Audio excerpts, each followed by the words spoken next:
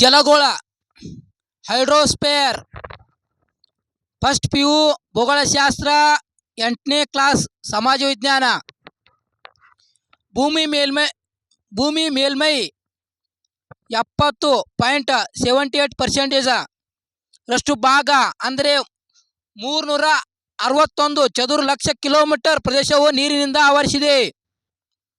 70.78 ಅಥವಾ 361 ಚದುರ ಕಿಲೋಮೀಟರ್ ಲಕ್ಷ ನೀರಿನಿಂದ ಆವರಿಸಿದೆ.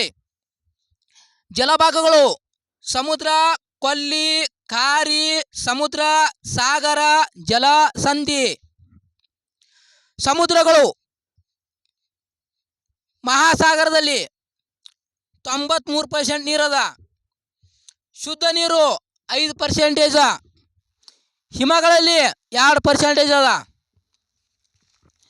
ಮಹಾಸಾಗರಗಳು ಹಿಂದೂ, ಅಟ್ಲಾಂಟಿಕ್, ಪೆಸಿಫಿಕ್, ಆರ್ಕಟಿಕ್. ಮೊದಲಿಗೆ ಪೆಸಿಫಿಕ್ ಮಹಾಸಾಗರ ದೊಡ್ಡದು ಪೆಸಿಫಿಕ್. ಈ ಸಾಗರವು ತ್ರಿಕೋನ ಆಕಾರದಲ್ಲಿದೆ. ಪೆಸಿಫಿಕ್ ಸಾಗರ. ಈ ಸಾಗರವನ್ನು ಶಾಂತ ಸಾಗರ ಎನ್ನುವರು. ಜಗತ್ತಿನ ಅತಿ ಆಳವಾದ ತಗ್ಗು ಮರಿನಾ ಚಾಲೆಂಜರ್ 1133 ಮೀಟರ್ ಪೆಸಿಫಿಕ್ ಸಾಗರದಲ್ಲಿ ಕಂಡುಬರ್ತದ. ಎರಡನೇದು ಅಟ್ಲಾಂಟಿಕ್ ಸಾಗರ. ಈ ಸಾಗರವು S ಆಕಾರದಲ್ಲಿದೆ. ಇದರಾಗ ಆಳವಾದದ್ದು ಪೋರ್ಟೋ ರಿಕೋ 8805 ಮೀಟರ್. ಜಗತ್ತಿನಲ್ಲಿ ಅತಿ ದೊಡ್ಡ ದ್ವೀಪ ಗ್ರೀನ್ಲ್ಯಾಂಡ್ ಅಟ್ಲಾಂಟಿಕ್ ಮಹಾಸಾಗರದಲ್ಲಿ ಕಂಡುಬರ್ತದ. ಹಿಂದೂ ಮಹಾಸಾಗರ ಇದು S ಆಕಾರದಲ್ಲಿ ಆದ. ಇದರಾಗ ತಗ್ಗು ಯಾವುದಂದ್ರೆ ಜಾವಾ 4065 ಮೀಟರ್ ಅದ. ಮುಂದೇದು ಆರ್ಕಟಿಕ್ ಸಾಗರ. ಇದ್ರಾಗ ಯಾವ ತಗ್ಗದ ಬೆಸಿನ್. ಈಗ ಸಮುದ್ರಗಳು ಸಾಗರದಲ್ಲಿ ಒಂದು ಭಾಗ ಸಮುದ್ರ. ಪ್ರಮುಖ ಸಮುದ್ರಗಳು ಕೆಂಪು, ಕ್ಯಾಸ್ಪಿಯನ್ ಮಧ್ಯೆ ರೆಡ್ ಸಮುದ್ರ. ಏಷ್ಯಾ, ಯುರೋಪ್ ಮಧ್ಯೆ ಕಂಡು ಬರ್ತದೆ ಕೆಂಪು ಸಮುದ್ರ.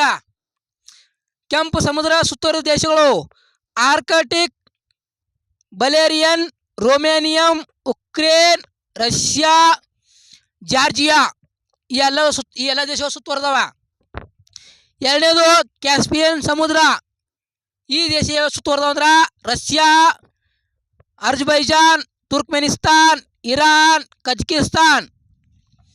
ಇದಾಗನ ಮೃತ ಸಮುದ್ರ. ಮೃತ ಸಮುದ್ರ ಸುತ್ತುವರೆದವ ಅಂದ್ರೆ ಇಸ್ರೇಲ್, ಜೋರ್ಡಾನ್ ಮಧ್ಯವ.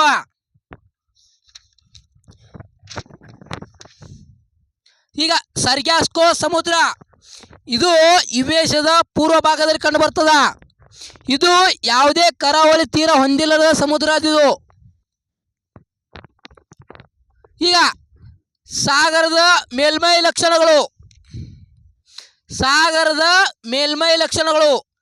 ಸಾಗರದ ಮೇಲ್ಮೈದಿಂದ ಕೆಳಕ್ಕೆ ಹೋದಂತೆ ಭೂಸ್ವರೂಪಗಳ ಲಕ್ಷಣಗಳಲ್ಲಿ ಮಹಾ ವೈವಿಧ್ಯತೆ ಕಂಡುಬರುತ್ತದೆ. ಸಾಗರದ ಮೇಲ್ಮೈಯಿಂದ ತಳಕ್ಕೆ ಹೋದಂಗ ಮಹಾ ವೈವಿಧ್ಯತೆ ಕಂಡುಬರ್ತದೆ ಸಾಗರದಾಗ.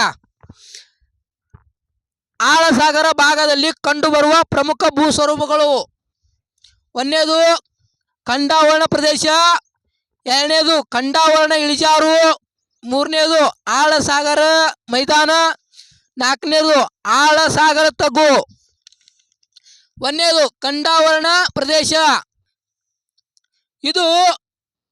ಇದರ ಆಳವು ಕಡಿಮೆ ಇದೆ. 20 ರಿಂದ 60 ಮೀಟರ್ ಆಳ ಹೊಂದಿದೆ ಖಂಡಾವರಣ ಪ್ರದೇಶ. ಇದರ ಉಪಯೋಗ ಏನಂದ್ರ ಮೀನುಗಾರಿಕೆ, ನೌಕೆ, ತೈಲ ಕೃಷಿಗೆ. ಎರಡನೇದು ಖಂಡಾವರಣ ಇಳಿಜಾರು ಪ್ರದೇಶ. ಈ ವಲಯದಲ್ಲಿ ಮಹಾಕಂದರಗಳು ಕಂಡುಬರುತ್ತವೆ. ಈಗ ಮೂರನೇದು ಆಳಸಾಗರ ಮೈದಾನ. ಇದನ್ನು ಅಬಿಸಲ್ ಮೈದಾನ ಎನ್ನುವರು. ಸಾಗರಗಳ ಭೂಸ್ವರೂಪಗಳಲ್ಲಿ ವಿಭಾಗಗಳಲ್ಲಿ ಇದು ಅತಿ ವಿಸ್ತಾರವಾಗಿ ಕಂಡುಬರ್ತದ. ಸಾಗರ ಭೂಸ್ವರೂಪ ವಿಭಾಗದಲ್ಲಿ ಅತಿ ಹೆಚ್ಚು ವಿಸ್ತಾರವಾಗಿ ಕಂಡುಬರ್ತದೆ ಇದು ಆಳಸಾಗರ ಮೈದಾನ. ಈ ವಲಯದಲ್ಲಿ ಗಯೋಟ್ಗಳು ಶ್ರೇಣಿಗಳು ಕಂಡು ಬರ್ತಾವ. ಈಗ ನಾಲ್ಕನೇದು ಸಾಗರ ತಗ್ಗು. ಇವುಗಳು ಪ್ರಪಾತ ಎಂದು ಕರೆಯುವರು. ಇವು ಸಾಗರದಲ್ಲಿ ಅತ್ಯಂತ ಆಳವಾದ ಭಾಗ ಸಾಗರ ತಗ್ಗು. ಫಿಲಿಪೈನ್ಸ್ ದ್ವೀಪಗಳು ಬಳಿಯಲ್ಲಿರುವ ಮೆರಿನಾ ಟ್ರೆಂಚ್ ಭಾಗದಲ್ಲಿರುವ ಚಾಲೆಂಜರ್ ತಗ್ಗು ಪ್ರಪಂಚದ ಆಳವಾದ ತಗ್ಗು. 10,929 ಮೀಟರ್ ಚಾಲೆಂಜರ್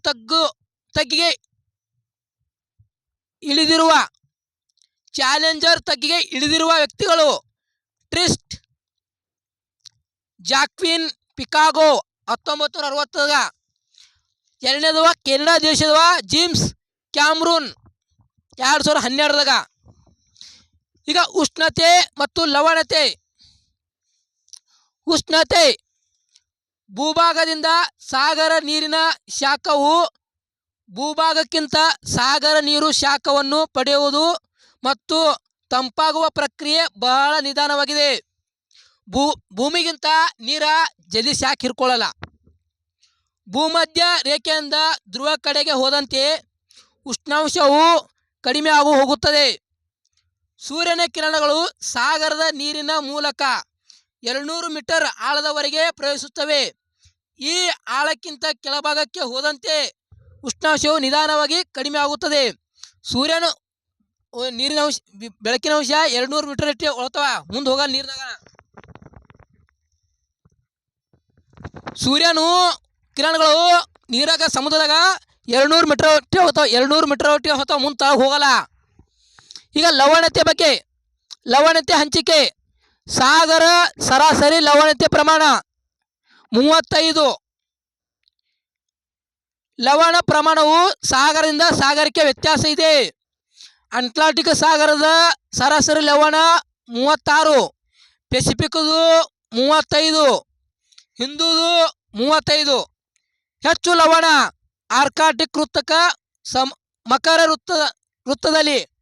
ಕಡಿಮೆ ಲವಣ ಸಮಭಾಜಕ ವೃತ್ತ ಧ್ರುವ ಪ್ರದೇಶದಲ್ಲಿ, ಏಕೆಂದರೆ ಅಧಿಕ ಉಷ್ಣಾಂಶ ಮತ್ತು ಅಧಿಕ ಮಳೆ ಇರುವುದರಿಂದ. ಸಮತಲ ಲವಣ ರೇಖೆಗಳು ಏಕ ರೀತಿಯ ಲವಣವನ್ನು ಹೊಂದಿರುವ ಪ್ರದೇಶವನ್ನು ಸೇರಿಸುವ ರೇಖೆಗಳು. ಅತ್ಯಧಿಕ ಲವಣ ಜಲಾಂಶಗಳು. ಹೆಚ್ಚು ಲವಣ ಹೊಂದಿರುವ ಜಲಾಂಶಗಳು. ವ್ಯಾನ್ ಸರೋವರ ಟರ್ಕಿದಾಗ 330 ppi. ಮೃತ ಸಮುದ್ರ 238. Great salt lake USA 220. Sambar ಸರೋವರ ಭಾರತದಾಗ 205.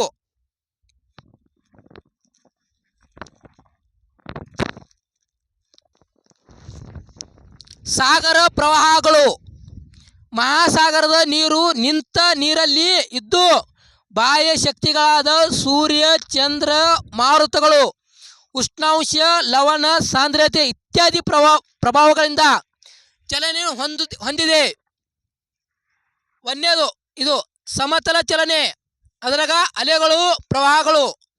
ಎರಡನೇದು ಊರ್ಧ್ವಮುಖ ಚಲನೆ, ಅದರಾಗ ಉಬ್ಬರವಿಳಿತಗಳು. ಮೂರನೇದು ನೀರು 3 ವಿವಿಧ ಚಲನೆ ಹೊಂದಿದೆ. ನೀರು ಮೂರು ವಿವಿಧ ಮುಖಾಂತರ ಚಲನೆ ಹೊಂದದ. ಒಂದನೇದು ಅಲೆಗಳು, ಎರಡನೇದು ಪ್ರವಾಹ, ಮೂರನೇದು ಉಬ್ಬರವಿಳಿತ. ಈಗ ಒಂದನೇದು ಅಲೆಗಳು ವೇವ್ಸ್. ಸಮುದ್ರ ಅಥವಾ ಸಾಗರ ಮೇಲ್ಮೈ ಮೇಲೆ ಕಾಣಬಹುದಾದ ಏರಿಳಿತ ಕೆಳಗೆ ಅಲೆಗಳೆನ್ನುವರು. ಕಾರಣ ಅಲೆಗಳ ಕಾರಣ ಏನು? ಮಾರುತಗಳಿಂದ, ಭೂಕಂಪದಿಂದ, ಜ್ವಾಲಾಮುಖಿಗಳಿಂದ. ಈಗ ಘಟನೆಗಳು. ಅಲೆಗಳು 2 ಭಾಗಗಳನ್ನು ಹೊಂದಿವೆ. ಅಲೆಯ ಶಿಖೆ, ಅಲೆಯ ತಗ್ಗು. ಅಲೆಯ ತುದಿ ಭಾಗವನ್ನು ಶಿಖೆ ಎನ್ನುವರು, ಅಲೆಯ ಕೆಳಮಟ್ಟವನ್ನು ತಗ್ಗು ಎನ್ನುವರು. 2 ಶಿಖೆಗಳು ಅಥವಾ ತಗ್ಗುಗಳು ನಡುವಿನ ಸಮತಲ ಅಂತರವನ್ನೇ ಅಲೆಯ ಉದ್ದ ಎಂದು ಕರೆಯುವರು.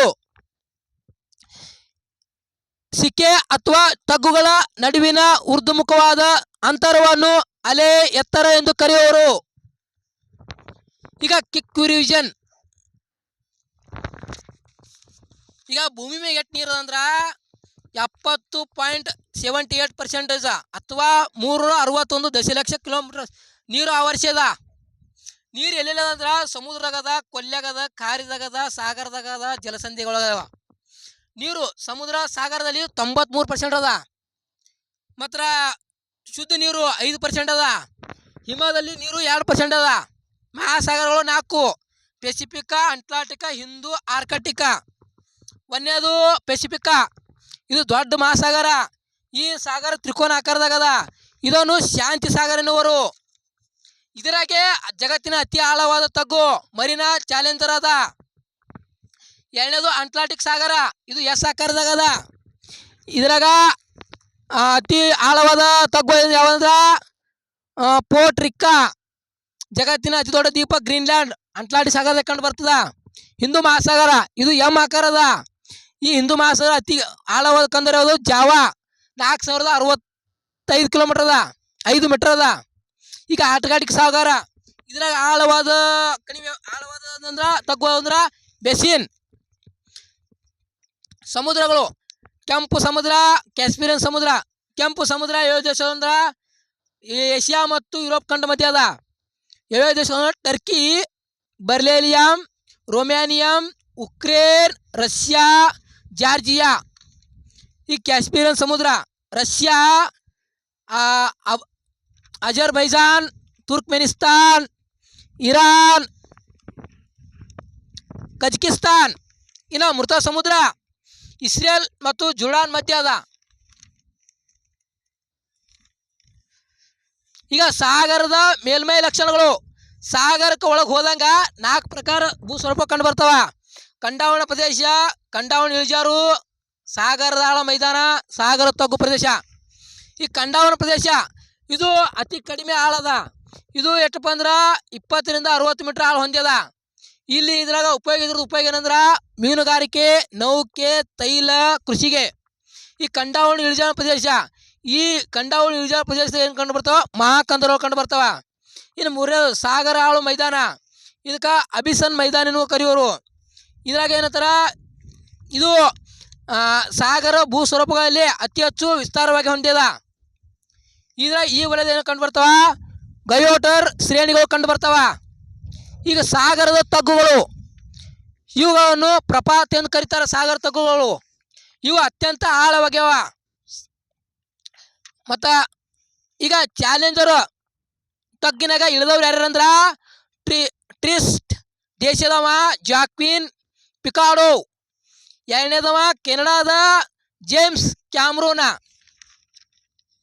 ಈಗ ಲವಣತೆ ನೀರ, ಈಗ ಸೂರ್ಯನ ಕಿರಣ ಸಾಗರ ಆಳದಾಗ 200 ಮೀಟರ್ ಒಳಗೆ ಹೋಗ್ತಾವ, ಬುಡಕ್ಕಾದ್ರೂ ಬುಡಕ್ಕೆ ಹೋಗಲ್ಲ. ಈಗ ಲವಣ, ಅತಿ ಹೆಚ್ಚು ಲವಣ ಎಲ್ಲದಂದ್ರೆ ಸರಾಸರಿ ಲವಣ 35 ಅದ. ಅತಿ ಹೆಚ್ಚು ಲವಣ ಅಂದ್ರೆ ಅಟ್ಲಾಂಟಿಕ್ ಸಾಗರದ ಹೆಚ್ಚು ಲವಣ ಅದ. ಹೆಚ್ಚು ಲವಣ ಇಲ್ಲಿ ಕಂಡು ಬರ್ತದ ಅಂದ್ರೆ ಆರ್ಕಟಿಕ್ ವೃತ್ತ, ಮಕರ ವೃತ್ತದ ಕಂಡು ಬರ್ತದ. ಕಡಿಮೆ ಸಂವಾಜಿಕ ವೃತ್ತ, ಧ್ರುವ ಪ್ರದೇಶದಲ್ಲಿ ಕಂಡು ಬರ್ತದ. ಯಾಕೆಂದ್ರೆ ಅಧಿಕ ಅಲ್ಲಿ ಉಷ್ಣತೆ ಇರ್ತದ ಮತ್ತು ಅಧಿಕ ಮಳೆ ಬರ್ತದ.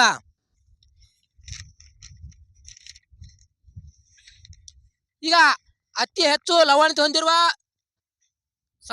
ಸರೋವರಗಳು: ಒಂದನೇದು ವ್ಯಾನ್ ಸರೋವರ, ಹೆಚ್ಚು ಲವಣ ಅಂದ್ರೆ ಟರ್ಕಿ ದೇಶದಾಗ ಇದು 330. ಅದರದಾಗನ ಮೃತು ಸಮುದ್ರ, ಅದರದಾಗನ ಗ್ರೇಟ್ ಸ್ಟಾರ್ಟ್ ಲೇಕ್ US ದಾಗ, ಅದರದಾಗನ ಸಾಂಬಾರ್ ಸರೋವರ ಭಾರತದಾಗ. ಈಗ ಸಾಗರ ಪ್ರವಾಹಗಳು: ಮಹಾಸಾಗರದ ನೀರು ನಿಂತ ನೀರಲ್ಲ, ಇದು ಬಾಹ್ಯ ಅಂಶಗಳಾದ ಇನ್ನು ಚಲಿಸ್ತದ. ಉಷ್ಣ, ಸೂರ್ಯನ ಚಂದ್ರ ಮಾರುತಗಳಿಂದ ಹಿಂಗೆ ಚಲಿಸ್ತದ. ಈ ಚಲನೆ ಹೊಂದಿದೆ. ಇದು ಸಮತಲ ಚಲನೆ, ಅಲೆಗಳು ಮತ್ತು ಪ್ರವಾಹಗಳು. ಊರ್ಧ್ವಮುಖ ಚಲನೆ, ಉಬ್ಬರ ಇಳಿತಗಳಿಂದ. ಈ ಸಮತಲ ಚಲನೆ ಯಾವಪ್ಪ? ಅಲೆಗಳು ಮತ್ತು ಪ್ರವಾಹಗಳಿಂದ.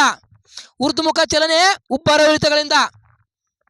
ನೀರು ಮೂರು ವಿಧಗಳಿಂದ ಚಲಿಸ್ತದ: ಅಲೆಗಳು, ಪ್ರವಾಹ, ಉಬ್ಬರ ಇಳಿತದಿಂದ. ಅಲೆಗಳು: ಸಮುದ್ರದಲ್ಲಿ ಏರಿಳಿತ ಉಂಟಾದ್ರೆ ಅಲೆಗಳು ಅಂತಾರ. ಅಲೆಗಳ ಕಾರಣ ಏನು? ಮಾರುತಗಳಿಂದ, ಭೂಕಂಪದಿಂದ, ಜ್ವಾಲಾಮುಖಿಯಿಂದ.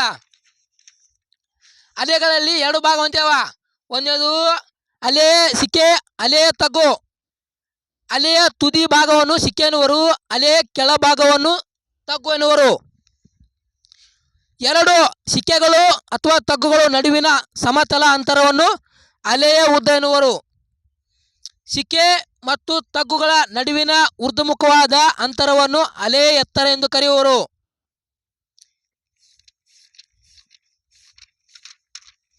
ಇದು ಫಸ್ಟ್ PUC ಜಿಯೋಗ್ರಫಿ ಬುಕ್ ನಂದು ಮತ್ತು 8ನೇ ಕ್ಲಾಸ್ ಬುಕ್ ನಂದು. ತಪ್ಪಾದಲ್ಲಿ ಸ್ವಲ್ಪ ಮಿಸ್ಟೇಕ್ ಕ್ಷಮಿಸಬೇಕು.